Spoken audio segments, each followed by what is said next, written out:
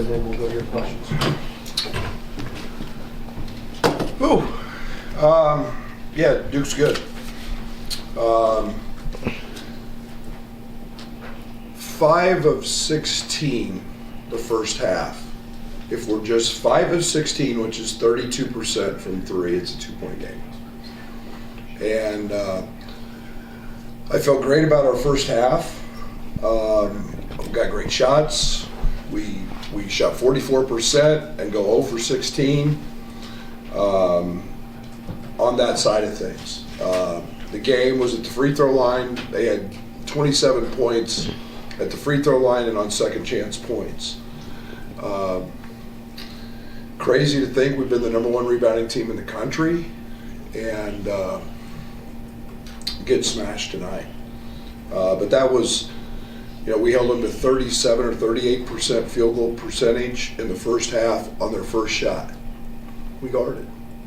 And, then to finish 2 for 26 from 3, you're not going to beat anybody, especially anybody good. And then that paint clogs up, and they're the number one defense in the country in 2-point field goal percentage defense at the rim. So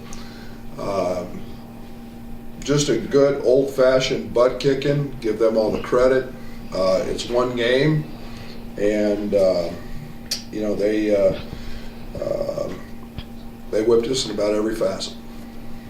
Brad, Cooper didn't have a huge scoring night, but what did you think of him overall? And is he the best player in college basketball? Sure, not even close. I hope he stays in school. I mean, if I'm the NCAA or the ACC, I'm figuring out an NIL deal to keep that dude in school because he's everything that's right about our game. I mean, college basketball's in a great place. I mean, we've got guys like that coming in. I hope he stays. Somebody threw out some story about it. I hope he stays, man. He'd be great. He could probably make more here than he could in the NBA. He's also got really good people around him, and that helps. But I thought we did a really good job on him in the first half. We fought his catches. Kylan Boswell played underneath him some. I thought was terrific. And he's so instinctual on the defensive side. I thought we did a good job of really staying away from him to not give him opportunities to run through passing lanes. But really good player, and he's got really good teammates around him. Why do you think he'd be better in college than the NBA? He's 18. Yeah. He's just an 18-year-old kid. Go have fun, chase a girl. Just enjoy the opportunity. I get the whole thing. That's slotted. He's going to make what he is, and I'm speaking just completely randomly. I don't know the kid or the family, but gosh darn, man, I'm excited about college basketball and that thing that. He's really good, and there's I don't want to play against him anymore. Yeah. but I just think he's really good, and now we have NIL, and man, could really build a heck of a brand, I would think. Brad, outside of injuries and illness, obviously of your team, but 3 double-digit losses in a row, what concerns you the most or disappoints you the most right now? We played really good teams. Let's be real. We haven't practiced. Thomas Law's been in 3 practices. We go without Trey White for a week. Will Riley gets going against Michigan State and then has a zero in a game because he's been out for 2 or 3 days. And I'm not making excuses. We've lost some defensive bite. We lost some continuity and fluidity offensively. We juggled from going really big to now we're really small, and that probably hasn't helped KJ. But there's no excuse for not making shots, and that stresses everything at a really high level. I liked our looks tonight, and we make them in practice. I loved our looks in the first half. I thought Kaspar's took a couple, but he has the ability to make those. But we've got some work to do on both ends. Brad, toughness has always been one of the calling cards for your team. through the years, do you feel like this team is tough enough? Probably not. I mean, I'm not calling them soft, but I don't think we're as handling the moment. We're young, we're inexperienced, but I think we're just a team that's we miss a shot, we put our head down. Next play, you got to get beyond that, and I'll get in there. How do you do that? Practice. I mean, you got to have them practice to do that. You can't demand things when you're. We've had one practice now where we've had two.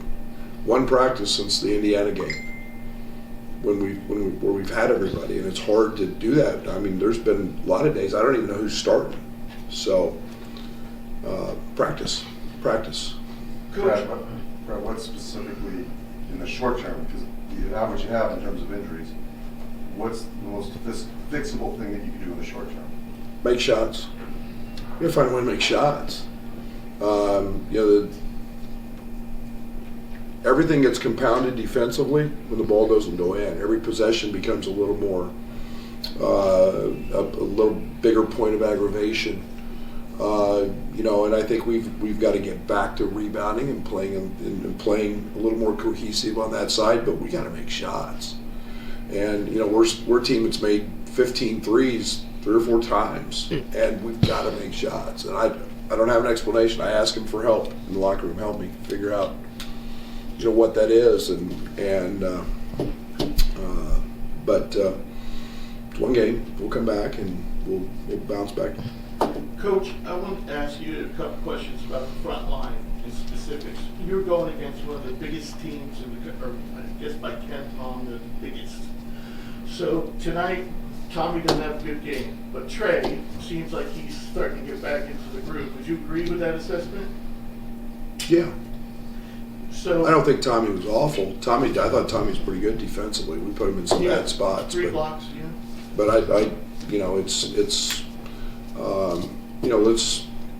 let's not pile on Tommy. Tommy's been out for a month. Right. So 2 days ago, it was all he could do to get through a practice, just from a conditioning side of things. So I was pretty proud of him tonight. But to follow up on that, you said yourself, the team is small right now, whereas out.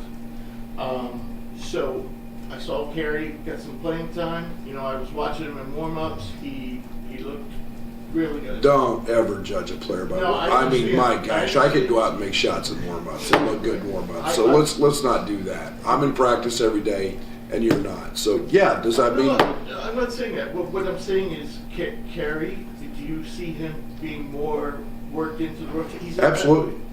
I hope so. I don't give anybody anything. They've got to earn that. And Kerry's been doing that of late. He's been practicing better. But it's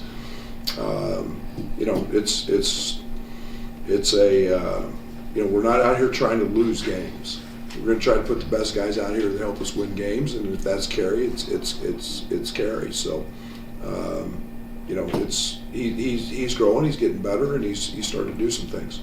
We need him to rebound. Right, where will you be looking in the locker room to help weather this? Kylan Boswell, Kasparas, Draven, guys who've been in locker rooms. Kylan's was tremendous tonight. He was great on the bench. He was talkative. This needs to become his team. Tommy needs to step up, but Tommy hasn't been in practice. He was starting to take that step for us. But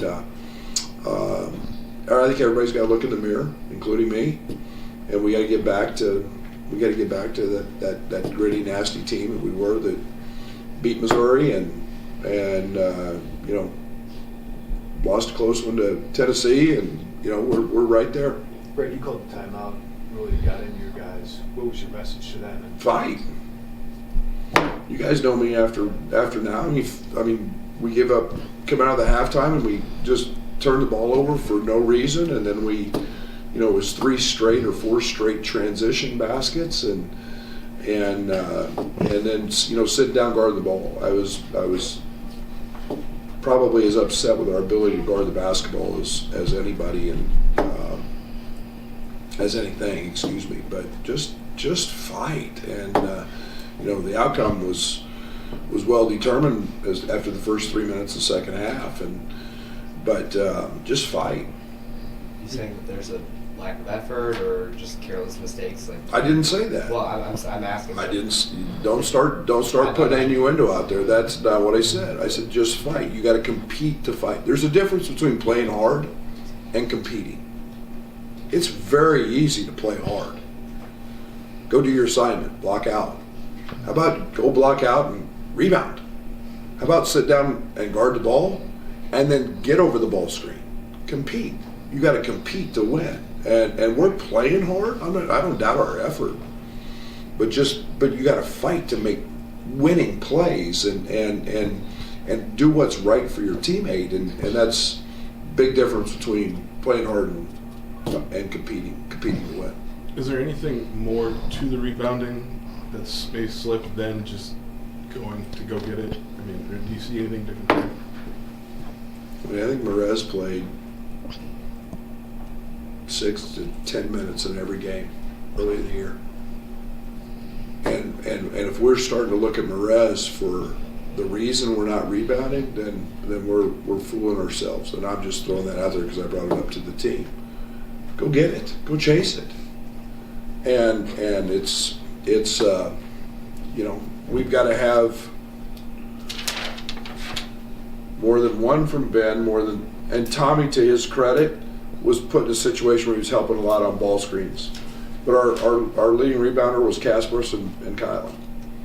And we need much more from our front court guys. Much more. Rick, how big of a shock is it that you're shooting 29% from three? Like, what do you think that says? I don't know. I'm shocked. I think I don't know. Maybe we're not tough enough to shoot them and make them. We're good. We're tough enough to shoot them. I just don't know if we're tough enough to make them. And we light it up in practice. I am the biggest pro 3-point guy in America. Probably me and Nate Oates. Shoot them, but we make them. And I mean, I just keep waiting. And we've made 15 multiple times, but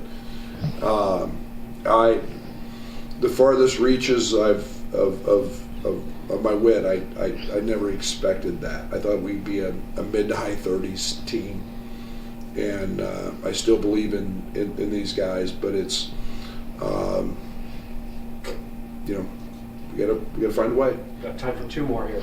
Along those lines, Brad, there were times in the first half you guys got into the paint and sprayed them out. Or given where you're at shooting, would you prefer at this point just to not spray it out and put it up? They lead the country in block and 2-point field goal defense, and you have to make that play. That is a basketball play. Drive the ball to the paint, spray it, get your feet set, and catch it and shoot the ball in.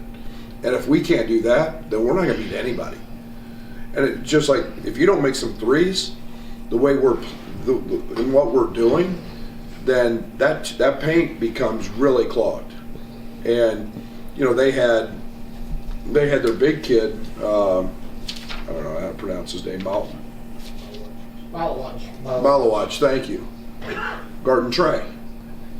So that paint becomes really, really crowded if you're not going to make some threes. And again, I don't want to make a huge deal out of it, but it's starting to become a point of irritation for me because we do it in practice. So man the hell up, jump up and shoot the thing in like you know what you're doing and what you were recruited to do, and it's basically what I told the team after the game. Just make 5. 32% in the first half, which is below average. That's a 2-point game. Just really simple. You talked about this game being a break from the Big Ten. How do you jump back into 3 conference games after tonight? It's any different. I mean, this is a blessing, man. This is the ultimate blessing. We played Madison Square Garden, great opportunity for these young guys. We played against a great team, and we stunk. We weren't very good tonight, okay? It's 1 game. Now we're back we got Iowa, and we got 2 games in 15 days to get back to work. Try to get Merez back, I hope, by the Big Ten tournament, and then get back after it. And we've got 7 or 8 quad 1 wins. We've played a brutal schedule. It's been very compact. We've had all of this, and that's not an excuse. We have to be better. That's no excuse for not making a jump shot or guarding a ball screen. It's Iowa. Iowa on Tuesday. We'll get home at 3 o'clock in the morning. We'll have a practice tomorrow, and we'll figure out how to go get Iowa on Tuesday and play the best we can. Thank you. Thank you. Out here towards our locker room, we'll have Trey White and Castros.